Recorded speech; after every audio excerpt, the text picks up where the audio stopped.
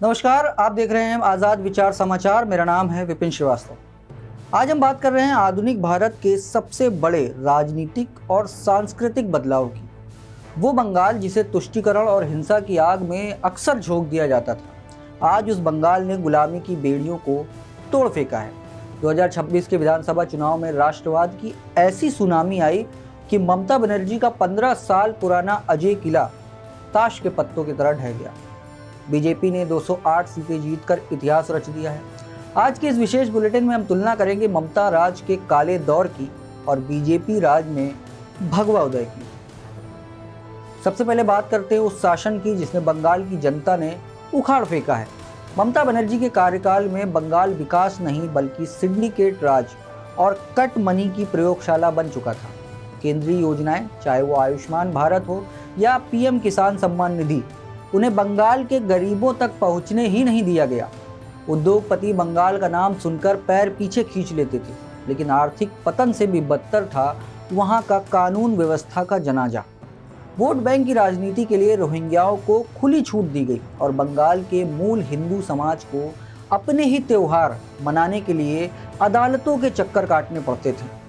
संदेश खाली से लेकर बीरभूम तक माँ माटी मानुष का नारा देने वाली सरकार ने माँ बहनों की अस्मत को दांव पर लगा दिया था। तुष्टीकरण इस कदर हावी था कि बहुसंख्यक समाज को अपने ही राज्य में बेगाना महसूस करा रहा था, लेकिन जनता सब देख रही थी। साल 2026 में बंगाल की सनातनी जनता ने ईवीएम का बटन दबाकर उस खौफनाक अध्याय का अंत कर दिया।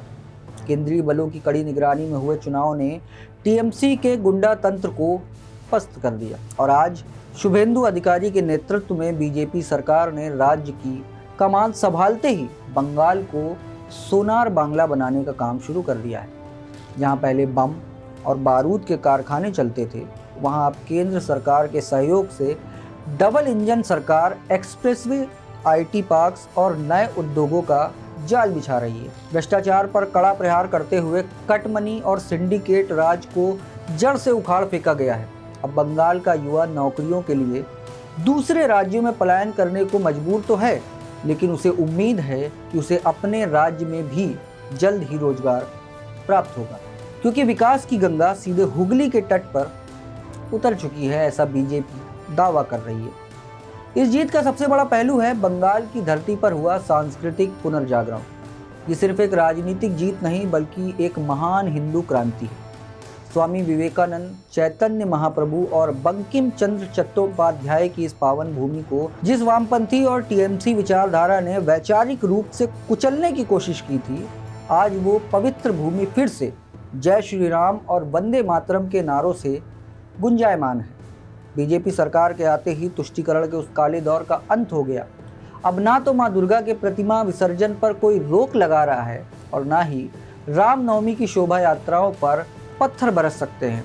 बीजेपी आने के बाद 15 सालों के बाद आसनसोल का दुर्गा मंदिर खुला और वहां पूजा अर्चना की गई। बीजेपी आने के बाद 15 सालों के बाद पश्चिम बंगाल के हिंदुओं ने खुलकर हावड़ा ब्रिज के नीचे आकर जय श्री राम के नारे लगाए। दंगाइयों को उनकी सही जगह पहुंचाया जा रहा है। काली घाट से लेकर गंगा सागर तक सनातन संस्कृति का गौरव वापस लौट रहा है। ये वो जागृत हिंदू समाज की ताकत है जिसने साबित कर दिया कि बंगाल की आत्मा को दबाया नहीं जा सकता है। संक्षेप में अगर कहें तो ममता बनर्जी का शासन जहां भय, भ्रष्टाचार और तुष्टीकरण का पर्याय था, वहीं बीजेपी की ये ऐतिहासिक जीत सुरक्षा, समृद्धि और सनातनी स्वाभिमान का नया सवेरा लेकर आई है। बंगाल अब आतंक के साए से आज़ाद होकर विकास के पथ पर दौड़ने के लिए तैयार खड़ा है। आज के बुलेटिन में बस इतना ही। देश और दुनिया की तमाम बड़ी खबरें और निष्पक्ष खबरों के लिए देखते रहें आज़ाद विचार समाचार।